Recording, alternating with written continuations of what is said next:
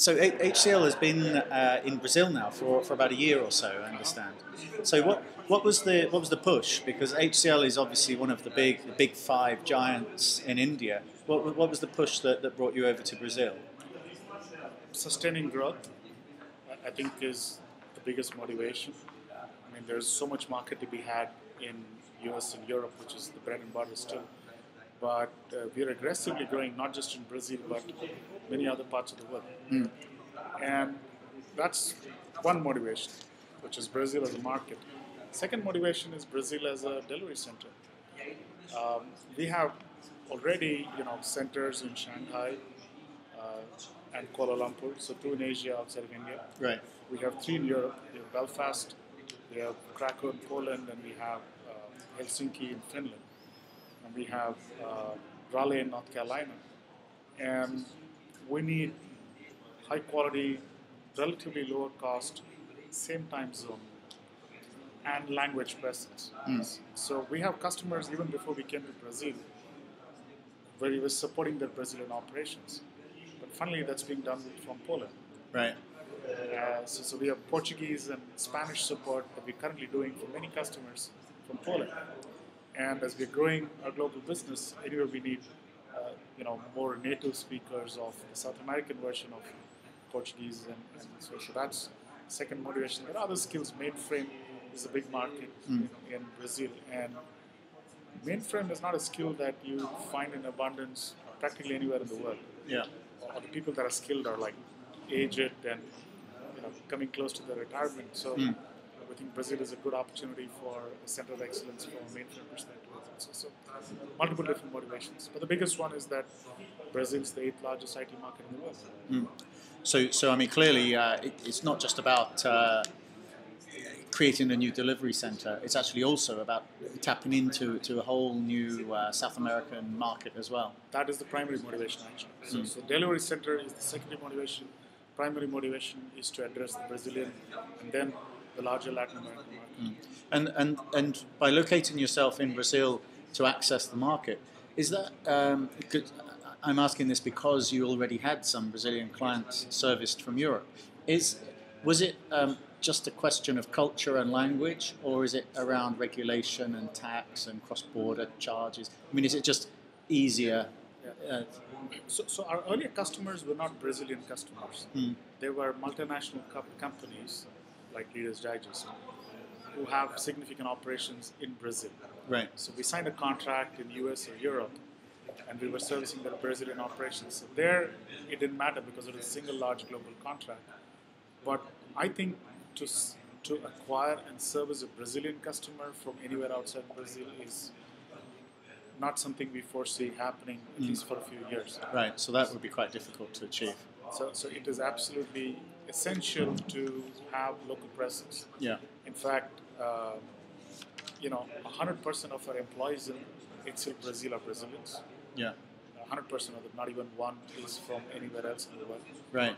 At the same time, we do bring in expertise from other parts of the world as required, but it's a facility staffed, built by Brazilians, and we're going to service Brazilian customers locally. Okay. Well, you've been, I suppose, in Brazil now for about a year, so you must have had some experience of working with the Brazilian government on your investment into Brazil. That's right. Did they help to facilitate that the work that you wanted to do? They absolutely did, and I think one of the reasons why we chose the place that we set up our center in, it's a town called Porto Alegre. So in the south of Brazil? South of Brazil, is that the local government there was welcoming of us. They certainly provided us some incentives to be there. We are located in a university campus, which gives us great access to students. So can you have students working for you part-time even while they're still studying? That is true. And more importantly, I think we can have students working for us full-time after they complete their education. So, we are across the road from the university campus. So, yeah. And there's an opportunity for us to potentially include some HCL training in the university content over time as we grow. So yes, they've been very helpful. If you attended the inaugural session of the IT conference here, there was a plethora of government staff, governor's office, the mayor's office, the minister's office. So and you heard all of them talk aggressively about their goals for Brazil to be in the center stage, certainly a number two to India. From an outsourcing destination perspective. So yes, the government is very helpful.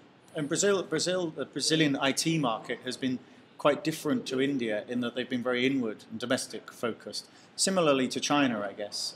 So none of the firms here have really had to export before. And do you see that the industry itself is changing and maybe welcoming multinational foreign firms as well as exporting more out of Brazil as well?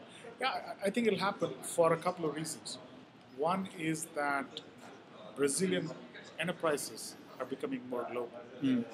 And the first natural evolution is I'm a Brazilian company, I have a contract with you as a customer.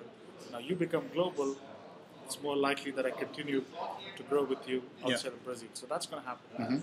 Second is I think there's a huge, the government has made incentives. There are some lower taxes, lower costs for exporting services. So the financial motives are going to drive people to become more global. One of the problems that India has faced has been around continuously supplying the right skills into the industry. I know that NASSCOM runs different training programs, and you have a sort of grooming after graduation, that kind of thing. Is that something you've experienced in Brazil, or have you found that by working with academia, as you are, it helps in some way? Yeah, there's a couple of differences, right?